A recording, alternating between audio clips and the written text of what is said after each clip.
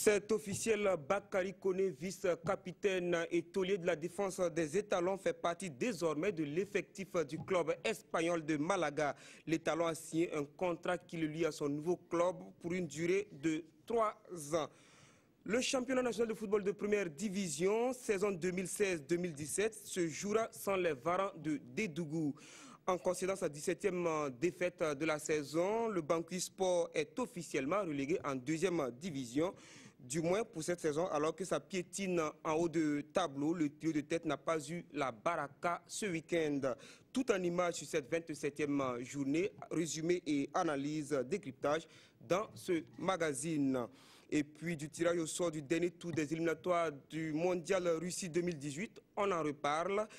Comment la nouvelle a été accueillie, quelles sont les chances de qualification des étalons dans ce groupe D où ils devront croiser le Sénégal, le Cap-Vert et l'Afrique du Sud. Vous aurez des réactions d'observateurs tout à l'heure. La petite reine était à l'honneur ce week-end. Les championnats nationaux A et B ont été disputés samedi et dimanche. Dans ce magazine, vous verrez la victoire de Rasmane Ouedraogo en championnat A et Daouda Ouedraogo dans le championnat B. Dans l'actualité sportive nationale, il sera aussi question de championnat de handball et de basketball avec nos spécialistes maison, Christelle Dabré et Lassina Sawadogo. Mesdames et messieurs, amis sportifs, bonsoir et bienvenue à ce magazine des sports qui démarre avec un retard. Et on ouvre ce magazine par le cyclisme. Rasmane Ouedraogo endosse la tunique de champion national A 2016. Il a franchi la ligne d'arrivée devant 50 autres coureurs. À lui tout seul, Rasmane Ouedraogo a fait voler en éclats les espoirs des favoris de la JCK. L'épreuve s'est courue sur 161 km 400 entre Ouagadougou et Moctedo avec l'arrivée jugée sur Charles de Gaulle. Ishaka Ouedraogo et Lassina Sawadogo.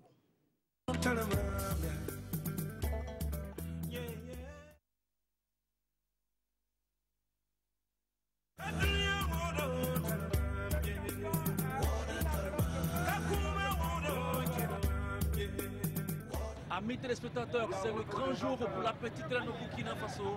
C'est le championnat A qui va se courir à partir de ce matin. Direction Moctedo, retour sur Ouagadougou. L'homme à abattre, c'est lui, avec sa tunique Bamogo. Il est le champion en titre. Dans quelques heures, nous verrons si le société de la JCK garde sa couronne. Sinon, qui sera le nouveau champion du Burkina pour la saison 2016?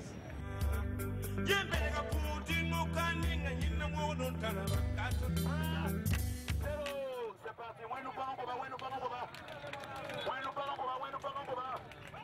51 coureurs de 15 clubs au départ au carrefour route de Samba ce dimanche matin.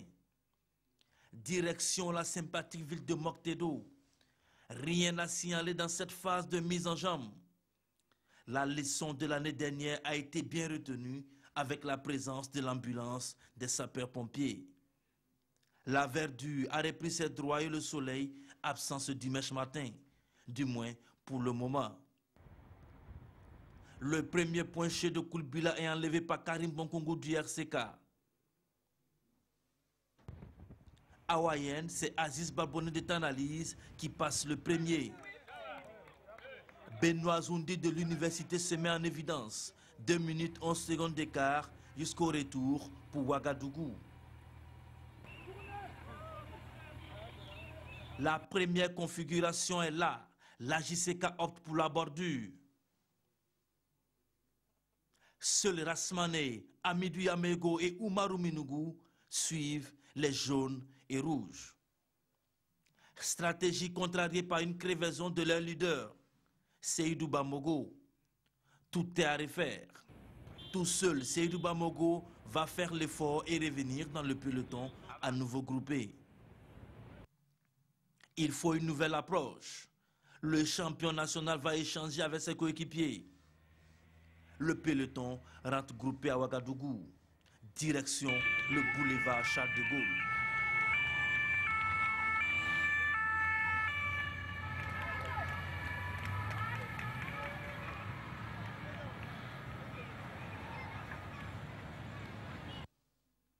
Ici, un monde fou attend la caravane.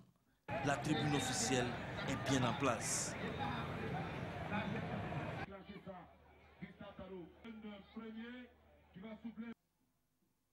Le sprint lui va faire des dégâts.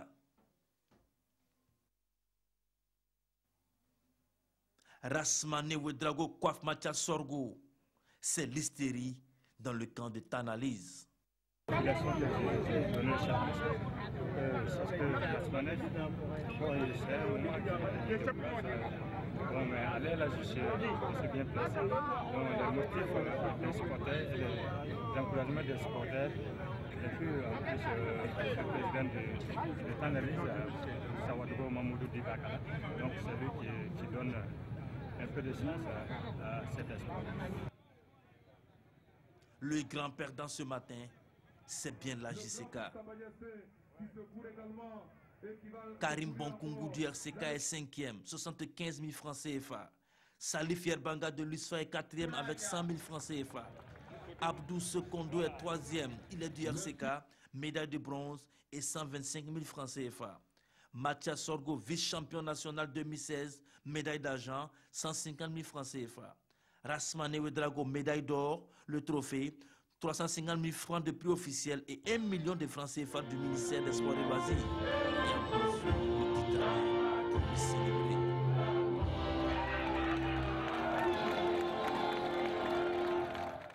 Félicitations donc à Rasmane Ouedraogo et écoutons des propos de quelques acteurs que nous ont rapportés nos reporters Issaka Ouedraogo et Lassina Sawadogo.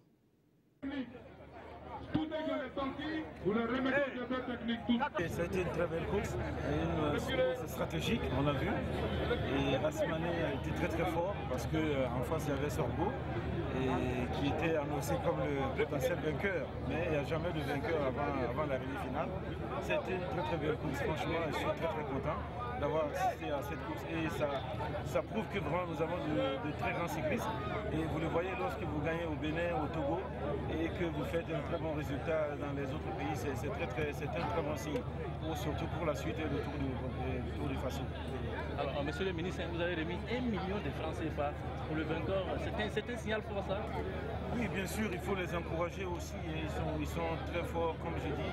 C'est des gars intègres, ils ne demandent rien, ils sont là, ils font leur sport. Franchement, c'est méritant, ils le méritent. Et moi, je pense que dans les années à venir, il faut faire un effort pour aller au-delà de ce que nous avons donné. Vraiment comblé. Nous avons pu démarrer cette compétition, ce championnat 2016, sans incident, au plan administratif que sur le plan technique. Rasmane a gagné par son expérience. C'est un coureur très expérimenté, un coureur qui a fait le centre mondial de cyclisme. C'est là qu'il a fait gagner. Et ça, c'est très bien. Il a été très courageux. Il a été sur toutes les attaques. Il avait vécu avec nous. Donc je pense en tout cas qu'il mérite sa victoire.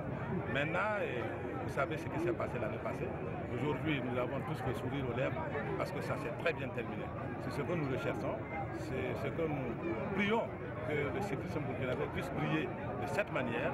Et je lance un appel à tous les cyclistes, effectivement, d'être beaucoup disciplinés, de travailler pour que nous puissions défendre les couleurs du Burkina Faso autour de la Côte d'Ivoire ou autour du Cameroun. C'est les deux sorties qui nous restent.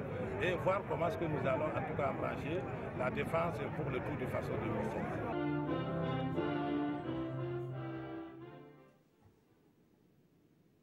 Samedi, c'est le championnat B qui a focalisé les attentions des fans de la Petite Reine. 19 clubs étaient en lice sur l'avenue Charles de Gaulle. Une compétition dominée par le vélo club de Kombisiri qui s'adjuge la première place avec Daouda Ouedraogo, champion national B, qui a bouclé les 110 km en 3 heures 14 minutes et 37 secondes. Le film de la course est avec Ibrahima Sombié et Kalfa Ouattara. Daouda Ouedraogo, un nom à retenir. Une valeur montante du cyclisme burkinabé. Ce natif de Kombisiri est sacré champion 2016 dans la catégorie B de la Petite Reine. Ils étaient 42 coureurs à se lancer pour la conquête de ce titre qui devrait se jouer sur une distance de 110 km, soit un circuit de 4 km 400 à couvrir 25 fois. Les 5 premiers tours ont été parcourus par un peloton groupé à une vitesse de 25,918 km/h. Il a fallu donc attendre le 15e tour pour que les choses se dessinent. La course fait des victimes. Des pannes mécaniques en passant par des abandons, il ne reste plus que 21 coureurs des 42 qui ont pris le départ. Indio se détache du peloton et creuse l'écart à 2 minutes 25. Nous sommes à 50 km de l'arrivée et le championnat B de saison 2016 semble plier. La seule inconnue reste qui des deux fillards, Daouda Ouedraogo et Ablasse Bonkungu, sera le plus rapide sur la ligne d'arrivée. Sur les 20 derniers kilomètres, un groupe de 8 coureurs organise la chasse, mais le nouvel écart est de 2 minutes 58. Rien à faire. Et sur la dernière ligne droite, Daouda Ouedraogo coiffe Ablasse Bonkungu et s'impose en 3 heures 14 minutes 37 secondes, avec une vitesse moyenne de 33,912 km/h. Les consignes, bon, ça a été comme ça. À la 16e tour, bon, si tu peux partir avec ton coéquipier, bon, tu peux essayer. Bon, j'ai essayé, bon, et ça a réussi. Ça a été très difficile au début, au dernier tour, bon, j'ai eu des douleurs, quoi, mais ça s'est passé bien. Bon, il y a la joie et je félicite tous les entraîneurs. Son coéquipier de Kombisiri, Karim Rwamba, se classe 3e et complète le podium. Je suis vraiment très heureuse ce jour parce que ce championnat B a vu la participation de plus de 19 équipes. C'est vraiment une très bonne chose. Alors nous étions inquiets parce qu'au niveau des régions et des provinces, le cyclisme avait en tout cas baissé. Et je pense en tout cas avec cet engouement que nous venons de connaître, de vivre, va en tout cas relancer le cyclisme en milieu rural et particulièrement dans les zones, dans les régions et dans les provinces. C'est vrai que l'année passée, le cyclisme au niveau régional a pris un coup. Mais je le dis, vous l'avez vécu avec nous, nous pouvons en tout cas espérer et nous allons en tout cas travailler à maintenir en tout cas ce niveau pour que nous puissions encore puiser, nous puissions toujours puiser au niveau des régions, la relève pour l'équipe nationale de Burkina Faso. Champion national B, Daouda Ouedraogo, sociétaire du Vélo Club de Kombisiri, obtient une médaille en or, le trophée et une enveloppe de 150 000 francs. Et pour parler de cyclisme, justement, je reçois sur ce plateau Lassina Sawadogo et Kalfa Ouattara, qui étaient nos reporters sur ces championnats cyclisme A et B. Bonsoir. Bonsoir Jérôme. Bonsoir Kalfa. Bonsoir. Alors, on a vu vos éléments. On peut noter tout de suite une disparité dans les récompenses. 1 million pour le champion A, ce qu'on a salué, vous avez salué dans le reportage, et 150 000 de l'autre côté. Qu'est-ce qui peut expliquer un tel écart? Je préfère qu'on dise 350 000 pour le championnat A et 150 000 parce que le prix officiel pour le championnat A, c'est 350 000 francs. Le 1 million de francs CFA ont été remis par le ministre des Sports et Loisirs au champion national.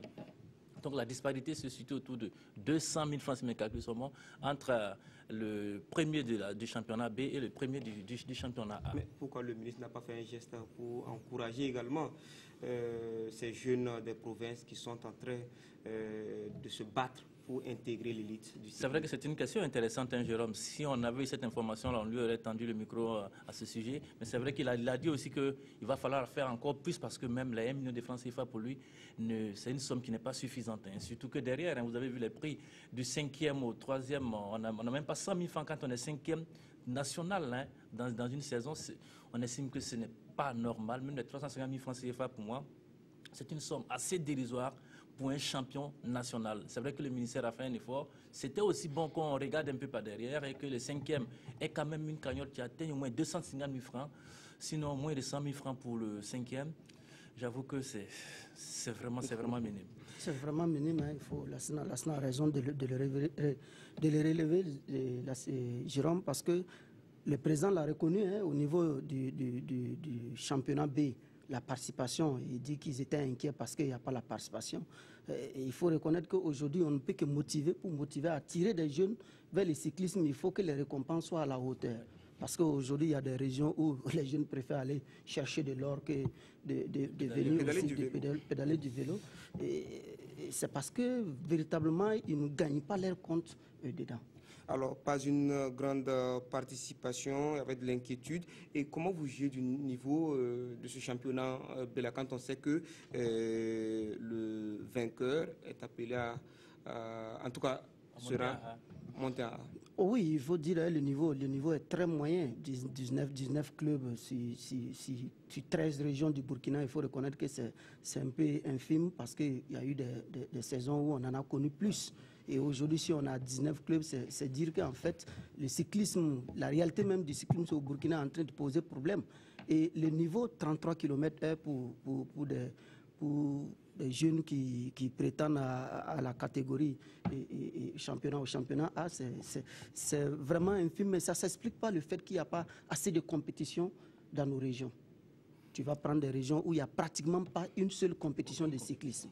Alors, il y a comme un désintérêt, mais en même temps, on a pu noter la participation du vélo club de Banfora, quand on sait que Banfora, ce n'est pas l'un des noms qui vient quand on parle de vélo. Oui, c'est quand même un fait à relever, hein, Jérôme Tchendrové, parce que c'est la première fois que cette équipe de Banfora arrive à aligner une équipe complète de 6 personnes.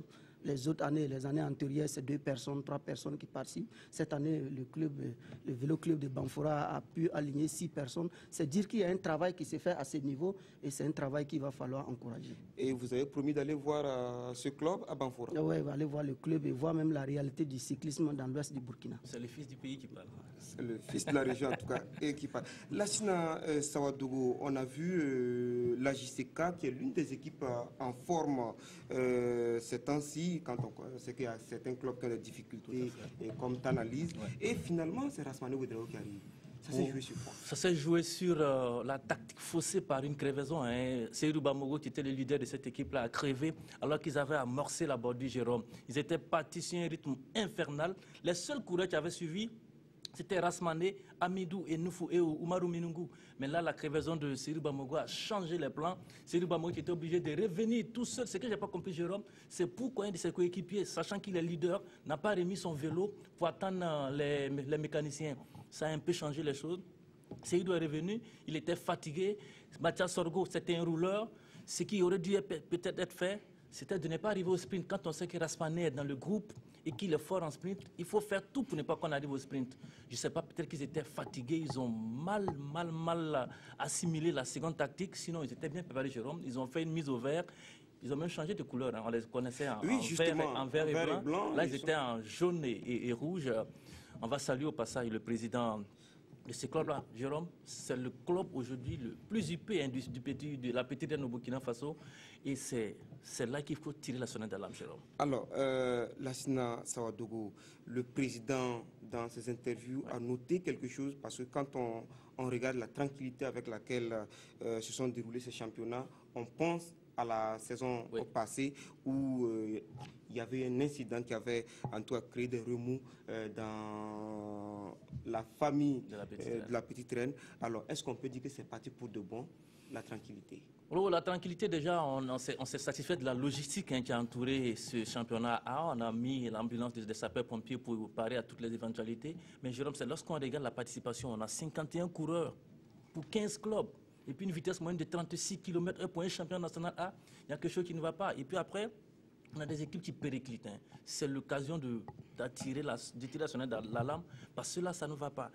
Tanalyse a remporté avec Rasmane, il n'était que 3 parce que c'est Mamoudou Sawadogo, dit Papa Bakala, seul aujourd'hui qui tient le club parce que Tanalyse n'existant plus. Hein. C'est le cas pour l'AS Sonatel aussi qui a véritablement du plomb dans l'aile. C'est aussi le cas de Assad de Temboquin. Et vous savez bien, Bessel, suite à l'incident l'année dernière, a disparu des radars de la petite reine. Les sponsors venaient au vélo parce qu'au vélo, comme on l'a dit, seul lieu où on ne paye pas pour venir. Il y avait du monde sur le boulevard Charles de Gaulle.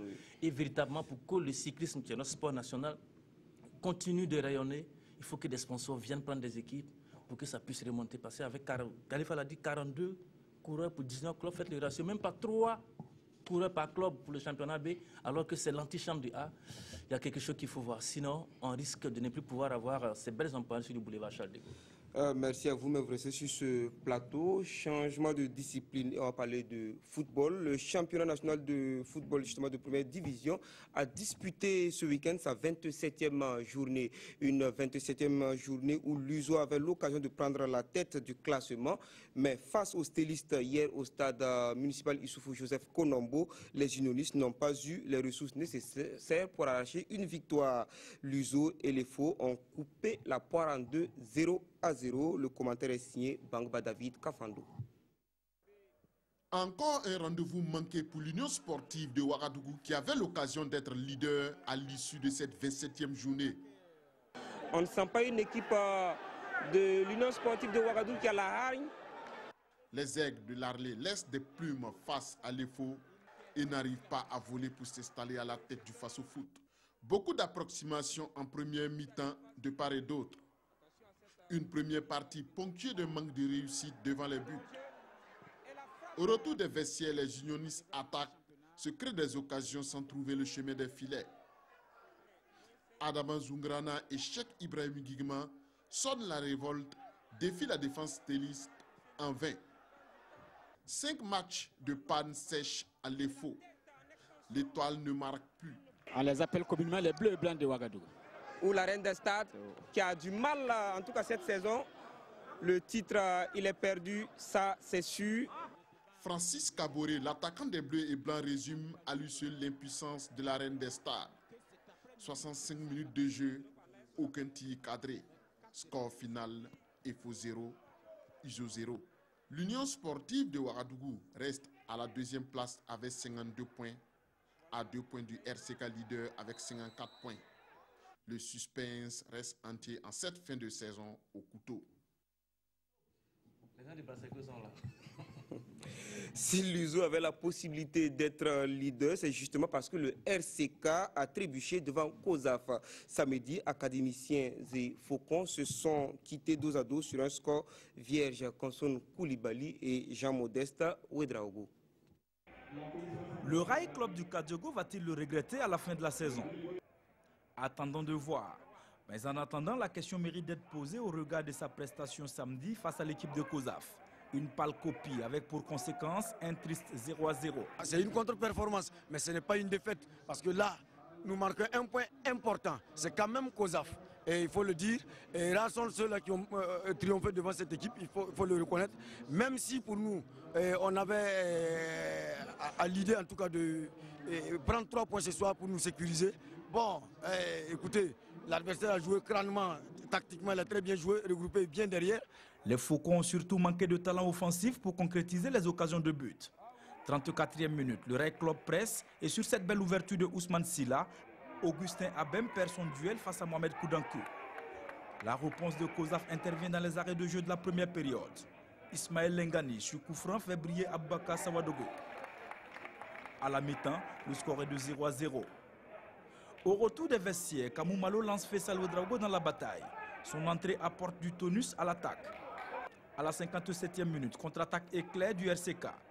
Le défenseur Rachid Koulibaly décale parfaitement Yacouba Mando. Sa frappe échoue dans les gants de Mohamed Koudankou.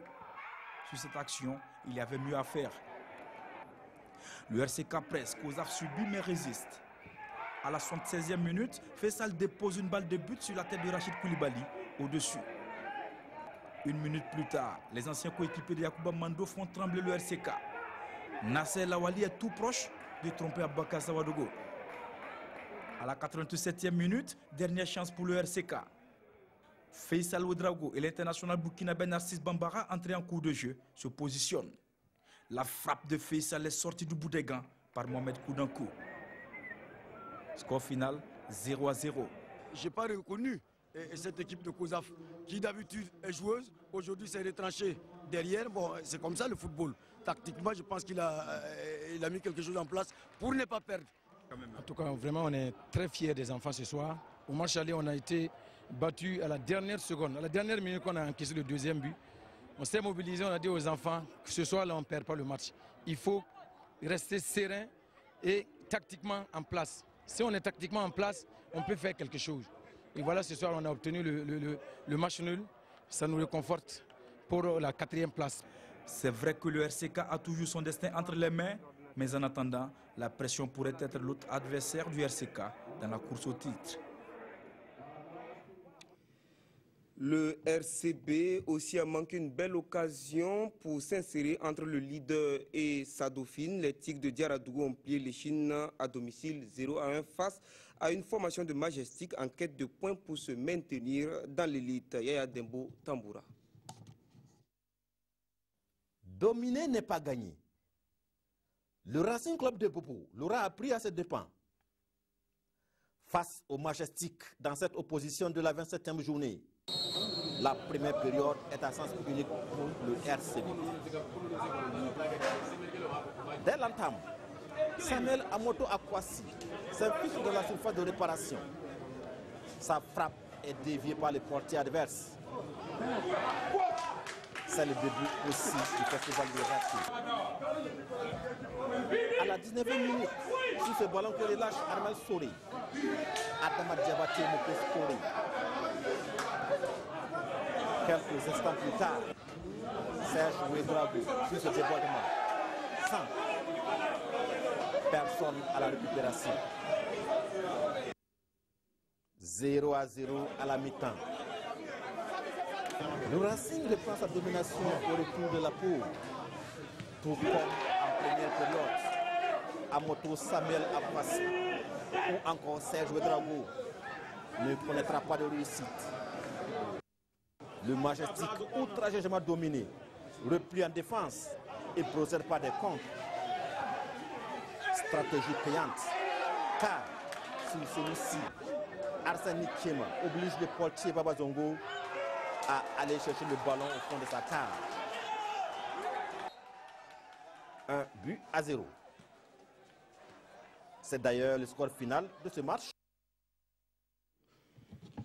Voilà, défaite du RCB à Bobo Dioulasso. Le Bangui Sport de Dédougou a fait ses adieux à la D1, du moins pour la saison prochaine. Les Varans se sont inclinés sur leurs installations 0-1 devant l'AGEB samedi. Adama Guiti et Mamadou Ouénan ont suivi cette rencontre de la descente pour vous et voici le reportage.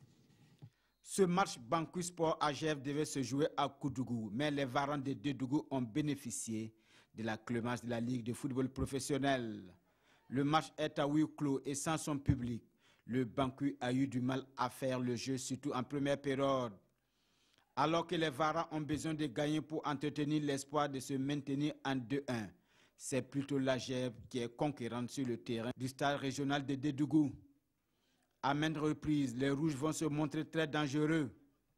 Le Bangui, dans la difficulté, procède par contre-attaque et se crée la meilleure opportunité de la première période à la 39e minute. Zakaria Tapsaba, dans la précipitation, fait un cadeau au gardien de but Abdoulaye Sabo. La mi-temps intervient sur ce score nul et blanc entre Bangui Sport et AGEB. Au retour des vestiaires, Suleiman qui entreprend 2 changements offensifs dès la 48e minute. Le nouvel entrant Stéphane Yao se signale déjà à la 52e minute. Bangui semble retrouver des couleurs, mais la défense de l'AGEB tient le coup. L'AGEB va même bénéficier d'un pénalty à la 109e minute sur une faute de main d'un défenseur de Bangui Sport. Benaziz Zagre transforme le pénalty. 1-0 pour l'AGEB. Bangui Sport doit vite réagir au risque de sceller son sort en 2-1. Osman Ouedraogo fait son entrée sur le terrain pour apporter plus de solutions sur le front de l'attaque des Varans. Le jeu se passe pratiquement dans le camp des Rouges, mais les attaquants du Bangui n'arrivent pas à trouver la faille dans la défense de l'AGEB. Bangui Sport s'incline 1-0 et perd tout espoir de maintien en 2-1. Ça se joue souvent sur le plan mental. Ouais, dès lors qu'on encaisse un but seulement dans la tête des enfants, déjà c'est fini, donc c'est un problème. Et moi je pense que peut-être que c'est notre sort aussi. Voilà, nous allons continuer à travailler, même s'il y a une possibilité de bien travailler en 2e division pour pouvoir remonter la saison prochaine. Pendant ce temps à l'AGEB, on savoure cette victoire qui va certainement lui permettre d'améliorer son classement. C'est un déplacement qui n'est pas facile, si bien qu'on était préparé à cela. Et carrément, on est venu jouer nos chances. Après la Coupe du Faso qui nous a échappé, je crois qu'on veut améliorer au fur et à mesure notre rang au classement. Le Bangui est certes relégué en 2-2 après cette défaite, mais Suleiman qui compte terminer la saison dignement afin d'entrevoir la remontée la saison prochaine. Plus proche de la relégation que du maintien, l'USI a accroché l'Asfayenega un partout au stade municipal de Waïguia. Césaire Carrefour et Victoria Marienne étaient sur place dans la cité de Yadega et voici le reportage. Uzi Asfa Yenega l'affiche même à ce prix en valait le déplacement. On le sait, les deux équipes ne sont pas logées à la même enseigne. L'Uzi, ses jours sont comptés en 2-1 et c'est tout dire sur le qui-vive qui est le sien à chacun de ses matchs. C'est sous la conduite de son ex, Jean Jaurès, rappelé au secours, que le club local est allé à la conquête des 3 points précieux pour son maintien dans l'élite. Et ce n'est pas faute d'avoir essayé. Mais l'Uzi est cueilli dès la 6e minute. Patrick Congo évite la sortie hasardeuse du gardien de l'Uzi et exécute le geste parfait. 1-0 pour l'Asfa Yenega. Dès lors, le club local soigne son collectif et obtient l'égalisation à la 14e minute par Ernest Dada. À 1-1, le jeu produit par les 22 acteurs est mieux élaboré et plus engagé jusqu'à la pause. De retour des vestiaires, l'Uzi joue le tout pour le tout, car la victoire est plus qu'impérative. Et l'Asfa Yenega n'entend pas de cette oreille. Son bloc défensif tangue par moment, mais ne cède point. Sur cette action, Ousmane Nana avait même la balle du 2-1 pour l'Asfa Yenega. Bref, les choses resteront en leur état jusqu'au coup de sifflet final. Un but partout. L'Uzi et l'Asfa Yenega ont divisé la poire en deux. On n'a pas perdu à l'extérieur. Bon, c'est bon. Si vous avez vu, j'ai essayé de faire tourner un peu l'effectif parce que quand même actuellement, on est en train de jouer sur des tableaux, donc il faut savoir gérer les hommes. Et avec les suspendus, bon, on arrive à s'en tirer de bons ports. 1-1, c'est un bon résultat pour moi. Si l'Asfa Yenega 6e avec 39 points est sauvé des eaux, ce n'est pas le cas de l'Uzi qui continue de flirter dangereusement avec la relégation. 15e avec 22 points. Nous sommes encore relégables. Il y a du boulot à faire. Je demande à tous les supporters, à tous les dirigeants de mettre les bouchées doubles. Parce que le football, c'est ça. Mais par rapport à mon retour, vous savez, le métier d'entraîneur, c'est un métier difficile mais passionnant. Souvent, il faut tenter des aventures. Et je suis prêt à aller jusqu'au bout avec cette équipe pour le maintien. Ce qui est sûr, il ne reste plus que 3 journées pour la boucle. Dans le ventre mou du tableau, les électriciens se sont donné les moyens d'électrocuter les grenouilles bleues de Koudougou sous les projecteurs du stade municipal Issoufou Joseph Konombo et l'objectif de la caméra de Konson Koulibaly. Le commentaire porte la griffe de Jean-Modeste Ouedraogo. C'est presque un match sans enjeu qui s'est joué entre l'AS Sonabel et le BPS de Koudougou samedi au stade de Issoufou Joseph Konombo. Assuré du maintien, cette rencontre est plutôt une sorte de mise en jambe pour les deux équipes en attendant les quarts de finale de la Coupe du Faso. Seydou Zerbo Krol aligne tout de même son équipe type face à des Koudougouais sans complexe aucun.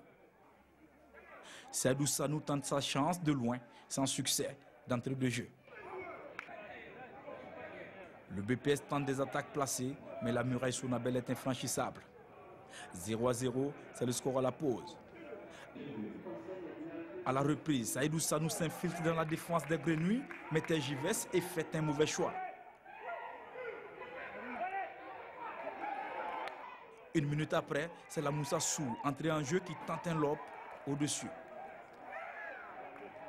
À la 79e minute, la Sonabel est récompensée. Ce joli mouvement collectif parti de la Moussa Sou, puis Traoré Mohamed profite à Saïdou Sanou qui ouvre le score au profit de la Sonabel. Sonabel 1. BPS 0, c'est le score final en attendant le deuxième acte en quart de finale de la Coupe du Faso le week-end prochain. L'AS Sonabel termine fort grâce à son pompier de service Seydou Zerbo Krol et rêve désormais de la Coupe du Faso. Les unionistes de la Comoé sous la menace de la relégation, l'USCO a plié les Chines 1-0 devant l'US Forces Armées hier en deuxième opposition au stade municipal Issoufou Joseph Konombo. Bangba David Kafando pour le reportage. Une contre-performance de l'Union sportive de la Comoé face à l'Union sportive des Forces armées. Des larmes qui plongent toute une équipe dans le désarroi. Des larmes qui annoncent une fin de saison difficile pour l'équipe de la Cité du Paysan Noir. Trop mal, vu l'effort qu'on a fourni. Le match était à notre portée. Plusieurs occasions, on n'a pas été concret devant le but, on a raté. Et malheureusement, on perd ce match. Sincèrement, j'ai mal, ça me fait mal. Puisque Maïsik a gagné, on devient 14e. On venait ici pour les 3 points. On a joué. Depuis le début de la phase de temps, on ne fait que jouer, on joue bien. Tout le monde dit qu'on joue bien. Maintenant, on n'arrive pas à marquer. On ne sait pas comment. Ça nous fait, sincèrement, cette défaite me fait très mal. L'Union sportive de la Comoé passe à l'offensive d'entrée de jeu et se montre menaçante. Sirima Zakaria, Razak Benin et Marc Yen s'appliquent dans la construction du jeu, mais pêchent dans la conclusion. L'attaque des militaires est aussi un manque de réussite. 0-0 à la pause. Au retour des vestiaires, Désiré Sanou s'impose dans la défense de l'USCO à la 47e minute. Mais Boubacar Konaté s'interpose.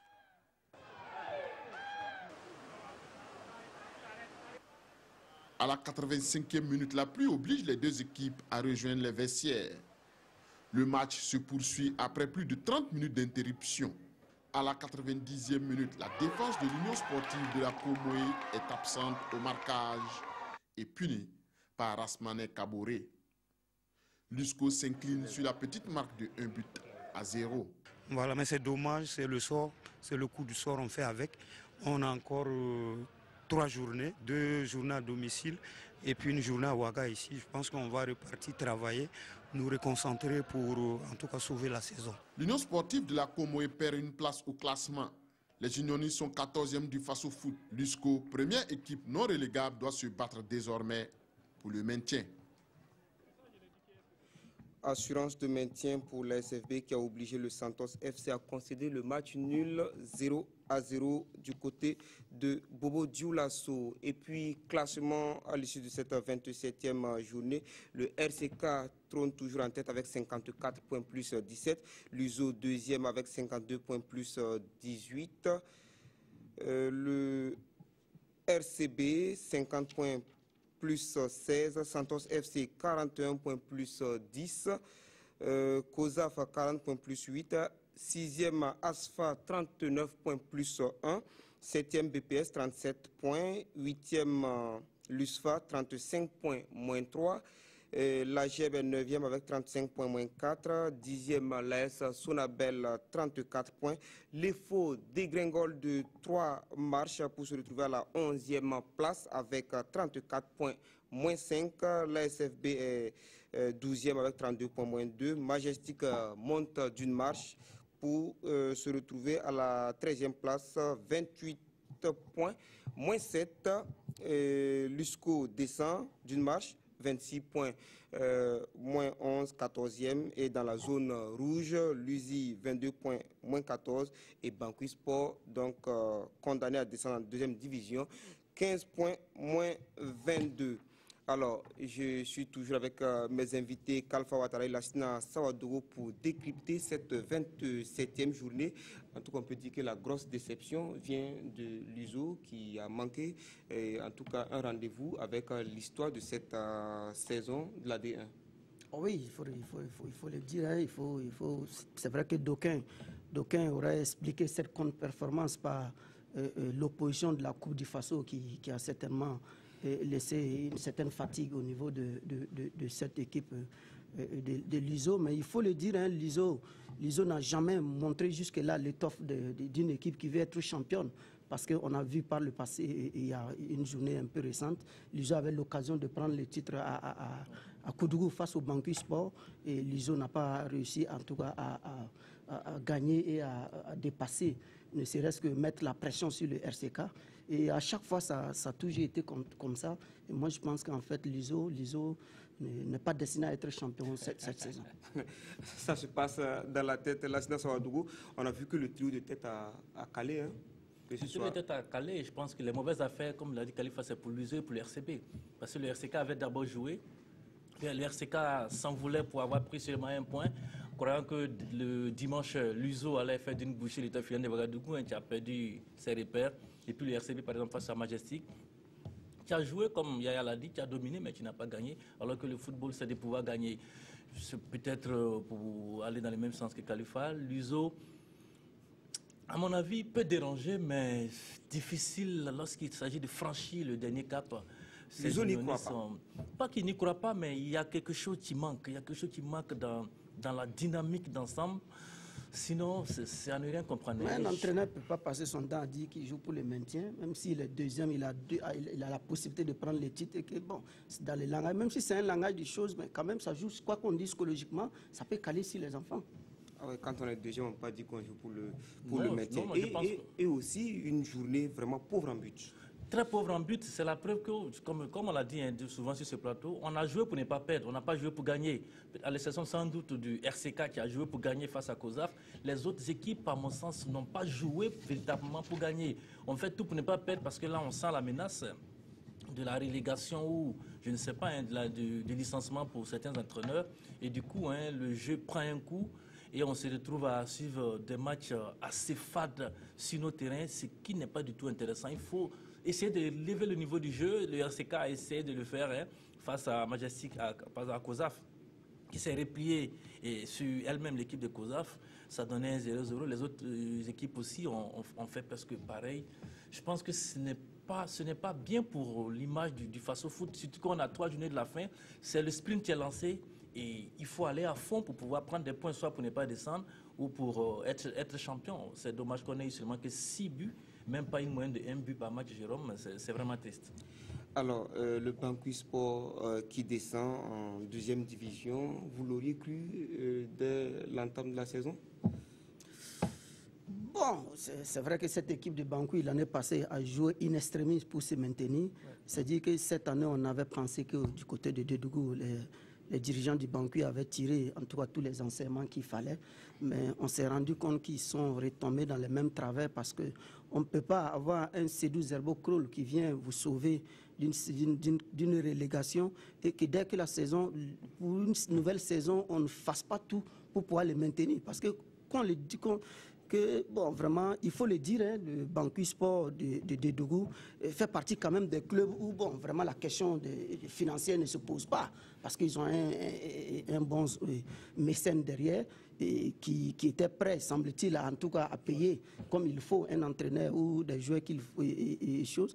Mais on était surpris qu'on laisse tomber ces 12 herbocrels, on fait venir un Sobalde qui avait tenté, de la 2e division, qui avait tenté de faire remonter la Escuritenga et qui n'avait pas réussi. Et que bon, ça montre déjà les ambitions que le Bangui avait. Et moi, je ne suis pas du tout surpris quand on a vu encore la suite avec le remplacement d'entraîneurs. Aujourd'hui, les dirigeants des Bangui ne peuvent que s'en prendre à eux-mêmes. Jérôme, je vais juste ajouter quelque chose. On le disait sur ce plateau. Lorsqu'on a vu le recrutement du Bangui dès le début de la saison, on s'était inquiété quant aux ambitions de ce club-là. Aujourd'hui, le tâtonnement, ça ne paye pas. Regardez l'équipe de Bangui, regardez l'équipe de Luizy et même un peu l'équipe de Lusco. Lorsqu'on tâtonne, messieurs, qu'on soit en province ou dans la capitale Ouagadougou, à Bobo-Dioulasso, on va le payer cash. Et malheureusement, les choses sont là. À Luizy, on a tâtonné, on est relégable. À Lusco, on commence à flirter avec la relégation. Même à l'EFO aussi, on a tâtonné. Regardez aujourd'hui le classement de l'étoile de Ouagadougou. Ce n'est pas du tout évident. Et c'est pour tout dire. Ici, quand on parle, il faut accepter que le football ici, c'est une science et ça a des règles qu'il faut respecter. Et c'est pour ça que je salue le Bangui. Et le Majestic du moins. Tout à fait, Majestic, en tout cas, qui s'éloigne de la zone de relégation.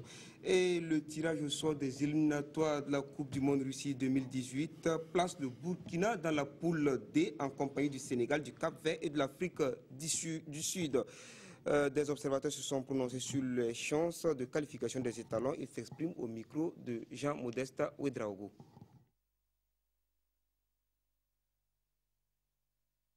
En tout cas, je me dis que ça ne sera pas facile. Parce que le Sénégal, déjà, c'est une équipe à ne pas négliger. L'Afrique du Sud aussi.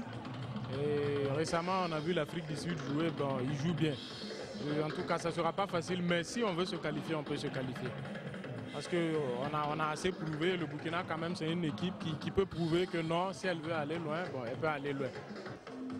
Au fait, Cap-Vert, c'est une équipe que les gens ne connaissent pas très bien. Mais ils ont vraiment de très bons joueurs et ils ont une très bonne équipe. Et quant au Sénégal, nous tous nous savons les pros que les Sénégalais ont. Ils ont aussi une bonne équipe. L'Afrique du Sud, c'est une grande nation de football, même si ces derniers temps, ça ne va pas trop fort. Et donc, avec le Burkina, on sait que depuis la finale en Afrique du Sud, notre équipe grouille. gagne ces matchs, mais on sait que voilà, ce n'est plus fluide comme en 2013. On espère qu'avec l'arrivée du nouveau coach aussi, il va pouvoir mettre un groupe compétitif. Oui, j'ai joué le Cap-Vert, mais bon, les choses changent. Bon, je pense que cette année, bon, on va en tirer les leçons de ce qui s'est passé et puis pouvoir s'imposer cette fois-ci. Le Sénégal?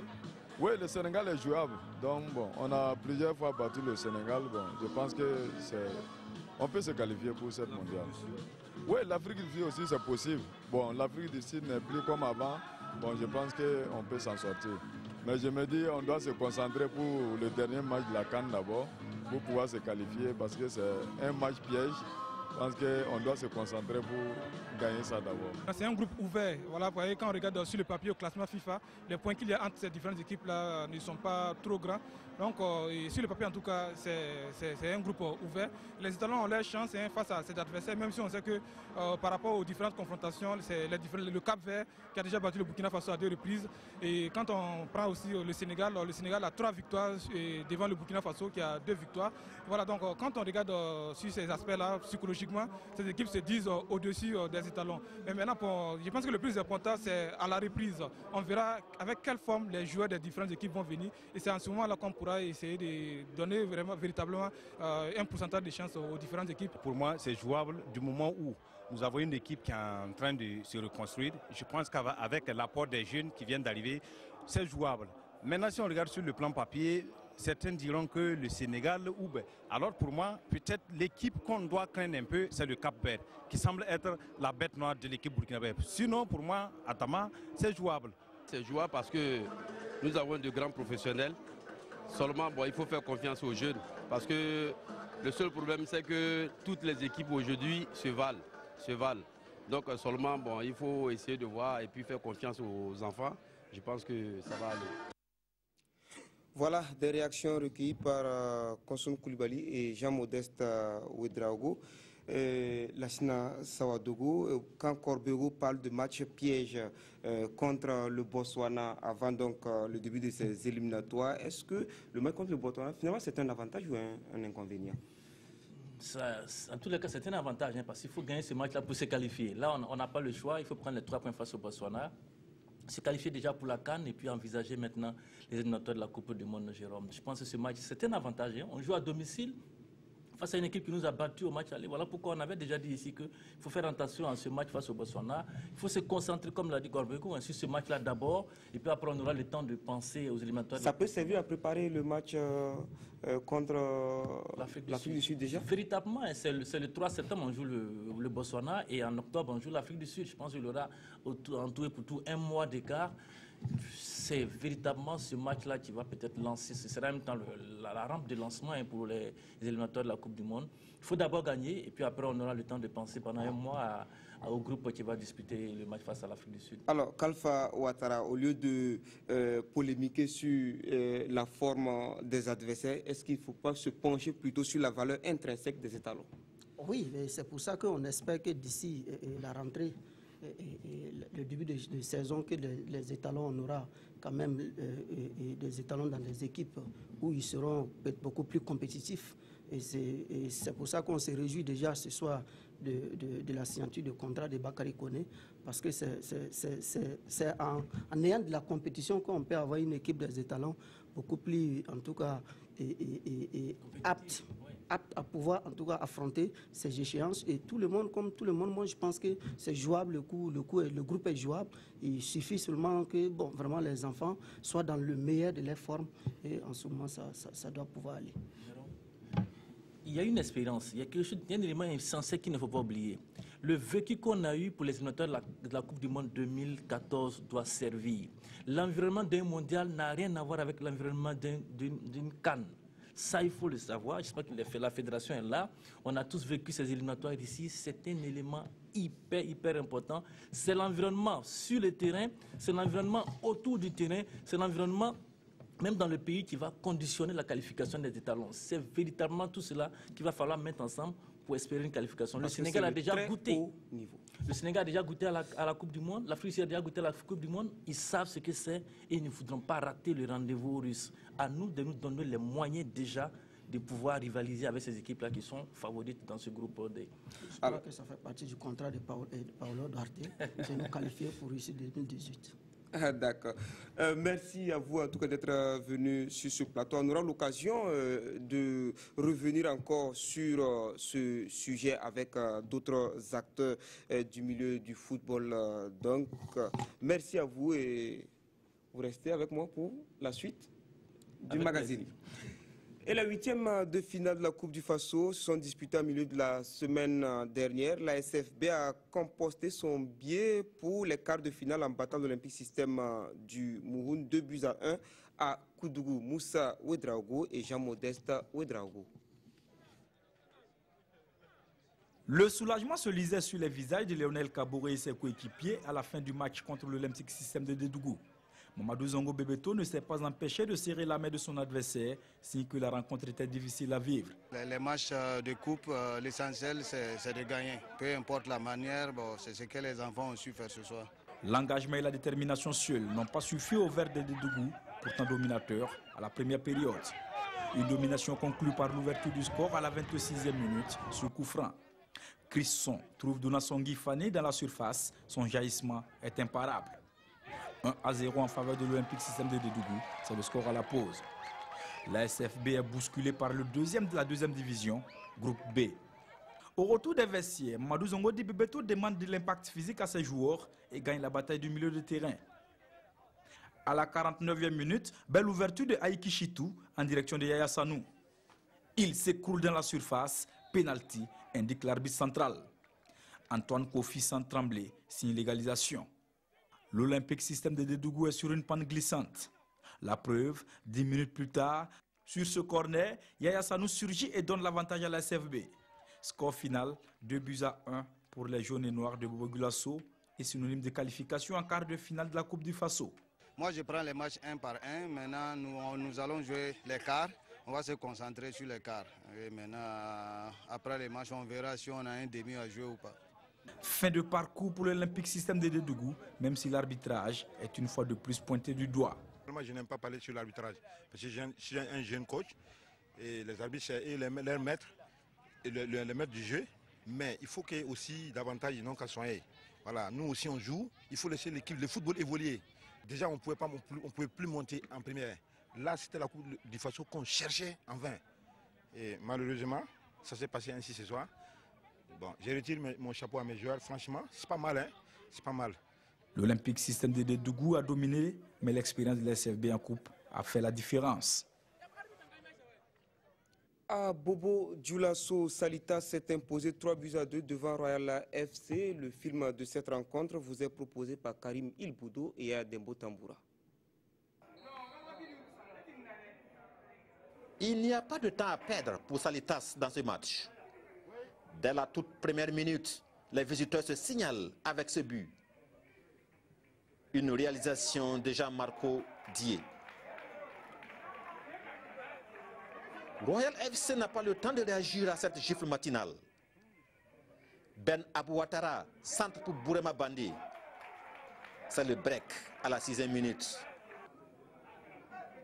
Pris à la gorge, Royal FC parvient à desserrer par moment les taux. Les garçons d'Abouakar Kébé procèdent par des contres. Et ici, sur ce coup franc d'Adama Zeba, le portier Sénévé Drago est obligé de sortir le grand jeu. Mieux, ses coéquipiers passent à la vitesse supérieure. Sur cette action collective, Bourema Bandé triple la mise. Son doublé de la soirée. À 3-0, Royal FC tente un sursaut d'orgueil. 34e minute, Faisal Ouedraogo est déséquilibré dans la surface de réparation. Le directeur du jeu indique le point de pénalty. Adama Zeba réduit la marque. 3-1. Puis 3-2. Moustapha Koné, juste avant la pause, obtient le deuxième but pour sa formation. Je les félicite. Vraiment, c'est une coupe, donc vraiment, c'est comme ça. C'est la victoire qui compte. La suite? La suite, bon, je compte aller plus loin. possible de jouer la finale. Le système qu'on a mis en place, on a eu une erreur tactique de notre part par rapport à notre latéral gauche qui a un peu fauché dès la première mi-temps. Il n'a pas pu rentrer dans le match. Vraiment, un match de coupe, quand tu rates tes premiers trucs, tu te l'encaisses facilement. Score final 3-2 en faveur de Salitas qui arrache ainsi sa qualification pour les quarts de finale. En rappel, l'ASFA Yenenga s'était qualifié à l'épreuve des tirs au but 3-0 devant l'USCO. Le RCK avait pris le dessus sur l'USO 1-0. L'AS Sonabel a battu Fabao 2-0. Le RCB a contraint l'USFA à quitter la compétition sur le score de 2-1. L'AS Burkina Moto s'est incliné à l'épreuve des tirs au but 3-4 devant Majestic, alors que dans le jeu, les deux équipes s'étaient séparées 1 but partout. Canon du Sud, BPS 0-0 et finalement l'avantage du match à BPS 3 tirs au but à 4. Les oppositions des quarts de finale dans le tableau suivant: ASFB Majestic, RCB RCK, AS Sonabel, BPS et ASFA Yenenga Salitas. Ces quarts de finale sont prévus pour se jouer le 2 juillet prochain. En Europe, les résultats complets des huitièmes de finale: élimination surprise du tenant du titre, l'Espagne, donc battue par l'Italie 2-0. L'Angleterre également qui s'incline 1-2 devant l'Islande. La Hongrie a été étriée 4-0 par la Belgique. La Croatie et le Portugal se sont traînés jusqu'à l'épreuve, jusqu'aux prolongations avant que le Portugal ne s'impose 1-0. La Pologne a pris le dessus 4 tirs au but à 5 tirs au but à 4 devant la Suisse, et le pays de Galles de Gareth Bale a pris le dessus sur l'Irlande du Nord 1-0. La France s'est défaite de l'Irlande du Sud 2-1 et l'Allemagne a écrasé la Slovaquie 3-0. Les quarts de finale: jeudi 30 juin, Pologne-Portugal à 21h. Vendredi 1er juillet, Pays de Galles, Belgique. Samedi 2 juillet, Allemagne-Italie. Et dimanche 3 juillet, France-Islande. Toutes ces oppositions, c'est à 21h. Et puis Copa América 2016, le Chili succède à lui-même en battant encore sa victime de 2015, l'Argentine de Lionel Messi au tir au but 4-2. Lionel Messi qui a raté son tir a annoncé dans la foulée sa grande déception et sa retraite internationale. On ouvre la page des sports de mai et on commence par le handball. En attendant le carré d'as national, la 10e et dernière journée du championnat de la Ligue du Centre s'est jouée ce week-end. L'AS Douane termine bien en surclassant l'AS Sagesse 27-11. Fin en apothéose également pour l'AS Sonabel qui a réussi à faire couler l'AS Onea 27-22. Le point de ces rencontres hommes seniors avec Mathias Drabo et Christelle Dabré. La seule rencontre senior dames de ce samedi a été la plus disputée. L'AS Douane et l'AS Onea ont livré une rencontre digne d'une fin de championnat. Les Bleus dominent leur rival dès le coup d'envoi. Les jaunes bleus s'inclinent à la mi-temps 10-14. Les douanières sonnent la révolte au retour. Elles arrachent l'égalité parfaite 14-14. Dès cet instant, c'est le coup à coude. Les 14 actrices sortent le grand jeu. Les potiches se décoiffent. Les entraîneurs sont avertis. La tension palpable monte. Nul ne veut céder du terrain à 17-17, puis à 20-20. Les filles de Ibnou Diawara et de Francine Boro commencent à se détacher, non sans difficulté. Au finish, c'est à 28-30 que celles de Boukari Tchendebeo et Adama Sana se font surprendre. Il fallait un vainqueur. Je me suis dit seulement il faut travailler encore. C'est notre deuxième défaite depuis le début du championnat. Il n'y a pas de quoi se décourager. Il y a encore du boulot à faire. Une fin de championnat régional en apothéose pour l'AS Douane qui attend le carré d'as pour confirmer son embellie. On est venu avec la force. On veut remporter cette coupe-là. Cette année, on est revenu. Franchement, le moment me manque à cause de ma joie. En attendant le championnat national à la Ligue du Centre, le constat se veut réaliste. Bon, nous pouvons en tout cas nous satisfaire du niveau de jeu, surtout au niveau des juniors et des seniors garçons. Bon, en tout cas, le niveau est satisfaisant. Au niveau des dames, le niveau n'est pas en tout cas comme nous l'aurions souhaité, pense que à part quelques équipes seulement, nous voyons que le niveau est disparate. Aux équipes donc de mieux se préparer pour offrir un spectacle à leur hauteur. Journée toute réussite, tout sourire à l'AS Douane, tandis qu'à l'AS Onea, on a broyé du noir avant la chute des hommes. Les dames avaient annoncé ce passage à vide en se faisant ravir la vedette par l'AS Douane en toute fin de partie, 30-28, après avoir dominé la première période. Toujours au Palais des Sports Ouaga 2000, nous retrouvons Mathias Drabo et Christelle Dabri. L'AS Onea est sorti bredouille de la 10e et dernière journée du championnat régional de la Ligue du Centre. Face à l'AS Sonabel, les jeunes de Alidou Doulkoum ont manqué de poignes et de gnaques.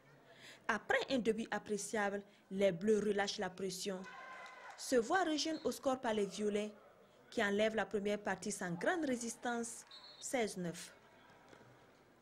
Les expérimentés de Soumaïla Traoré, bien aidés par un gardien attentif et appliqué, confortent leur avance. L'Onea ne se résout pas pour autant. Elle passe à l'attaque, marque des buts, réduit le score pour vendre finalement sa peau avec 5 buts d'écart, soit 22-27. Ce sont nos aînés, donc ils ont plus d'expérience que nous. Nous, on va aller travailler plus pour les prouver lors des carrés d'as qu'on est meilleur. Ça fait 7 ans qu'on joue au minimum la finale. Donc je pense qu'on la jouera encore cette année, Inch'Allah. On va se préparer pour ça, on a 3 semaines pour la préparer et on sera prêt. La sagesse ne peut pas se targuer ainsi. Les vétérans n'ont pas su tirer profit de leur expérience devant la jeunesse de l'AS Douane. Dans ce choc des extrêmes, entre le premier et le dernier, le résultat était connu d'avance. L'envie et la volonté de jouer à elles seules ne suffisent pas toujours au sport. À 4-15 à la pause, les Oranges subissent à la reprise le tic-tac. Les jaunes noirs font tourner leur effectif. Les sages limitent les dégâts comme ils peuvent. L'AS Douane, sans briller, sans trembler et sans forcer, dompte les sagesses 27-11. 8 matchs, 8 victoires, on ne peut que s'en féliciter. On espère que ça va continuer comme ça, dans les carrés d'as. On espère remporter la finale. Les années à venir, on va travailler à plus rajeunir l'équipe avec les anciens joueurs qui ont arrêté de jouer très tôt. En première opposition, les juniors garçons de l'USFA ont perdu devant l'AS Sonabi 19-22. Autre résultat de cette 10e journée, jouée ce dimanche au Palais des Sports Ouaga 2000, les juniors garçons ont sauvé l'honneur de l'AS Onea en dominant Espoir 16-10. En senior dame, la Lonabé Handball Club s'est offert l'AS Sonabel 28-18.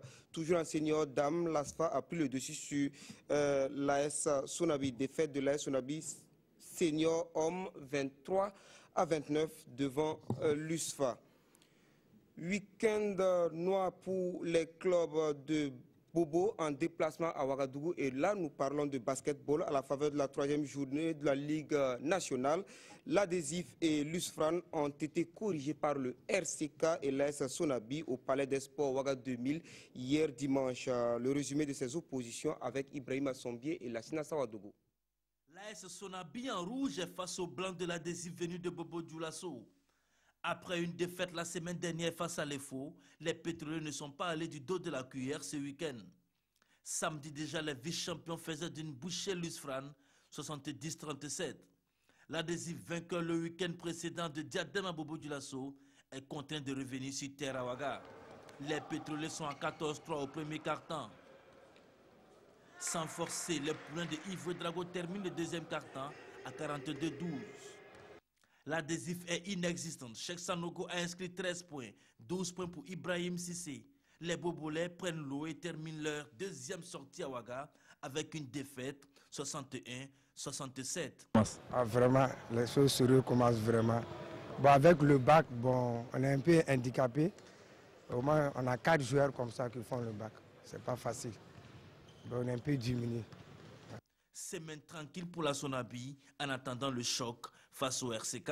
Gros choc, hein, c'est le RCK, on joue la semaine prochaine. Mais bon, c'est un match de saison, donc L'enjeu, c'est l'orgueil. Il y aura pas, je pense, c'est un match aller, il y aura le retour, il y a les autres matchs. Un accident n'est pas à exclure pour le RCK et ni pour nous, comme on l'a vécu le week-end passé. Une formation des Faucons sans pitié pour l'autre club de Bobo Dioulasso, Lusfran en orange. Déjà la veille, l'adhésif était passé à la trappe, 97-32. Les Faucons sont orphelins de leur coach Auguste Wibga. Pas de quoi inquiéter la maison orange et noire. 10-24 au premier quart-temps. C'est d'ailleurs le seul moment où les cheminots de Bobo ont existé. Avec un 28-2 au deuxième quart-temps, les carottes étaient déjà bien cuites. Un match au cours duquel Thierry Baziomo a soigné ses stats avec ses 19 unités. Bioun aura lui inscrit 13 points. Double-double pour Yaya Diarra, 11 points et 13 rebonds. Au final, une note salée pour les poulains de Seydou Traoré, 91-32. On ne peut pas mériter mieux que ça. Puis depuis le début de la saison, on n'a pas eu d'entraînement. Bon, honnêtement, on ne peut pas mériter mieux que ça. C'est notre niveau réel. On ne dira pas manger, on dira qu'on a essayé d'appliquer ce qu'on sait faire. On a mieux fait, on a mieux travaillé qu'hier, donc je pense que c'est pour ça qu'on est à un score comme ça. Sinon, ce n'est pas qu'on a mangé les autres équipes. Chez les Faucons aussi, on pense à la semaine prochaine et au choc. Dans un coin de la tête, on a l'AS Sonabi qui est là, qui est une très bonne équipe. Et on va essayer de se préparer pour ce match-là. Toute la semaine qui vient, c'est ce qu'on va faire. Les équipes de Bobo se doivent de rentrer dans le rythme pour la suite. Bobo également a joué pour le compte de cette troisième journée. L'EFO a dominé le RCB 51-49. L'AS Sonabel a étrié Diadem 57-37. Samedi déjà, Diadem prenait le dessus sur l'Étoile filante de Ouagadougou 44-31, tandis que le RCB pliait les chines devant l'AS Sonabel 38-53. Les cadres du ministère des Sports et des Loisirs étaient en conclave jeudi et vendredi dernier à Koudougou. Pendant 2 jours, ils ont réfléchi sur les questions des infrastructures sportives et les centres de loisirs de proximité. Moussa Ouedraogo et Jean-Modeste Ouedraogo. Une nouvelle dynamique dans cette salle, Taïrou Bangré en face des cadres du ministère des Sports et des Loisirs. Ici se discutent les grands enjeux du sport national. L'objectif est de tracer les sillons de l'évolution du sport et offrir aux sportifs des cadres d'expression adéquats. Les directeurs centraux, les directeurs régionaux et tous les acteurs majeurs du sport sont présents. Les débats tournent autour des infrastructures sportives et centres de loisirs de proximité. Une question d'actualité beaucoup plus criarde dans les provinces et les régions. C'est un thème d'actualité qui vraiment moi m'enchante également parce que, bon, vous l'avez déjà dit, effectivement, monsieur le ministre, quand il était au centre-sud, il a promis effectivement que l'année prochaine, les choses vont se passer dans un stade, en tout cas, avec gazon synthétique. Depuis son ascension à la tête du département des sports, le ministre Bangré ne cesse de clamer haut et fort que les infrastructures sont au cœur de ses préoccupations. Considéré comme faisant partie des secteurs promoteurs pour l'économie et l'emploi par le PNDS, le secteur des sports et des loisirs est appelé à promouvoir l'expansion d'industries de services à forte valeur ajoutée et créatrices d'emplois décents. C'est fort de cela que les actions de notre département porteront prioritairement sur l'accroissement de l'offre et de formation et des infrastructures sportives et de loisirs de qualité et l'amélioration du fonctionnement des fédérations et des clubs au cours de la période 2016-2020. À cela s'ajoute la problématique du financement du sport, la question du statut du sportif de haut niveau.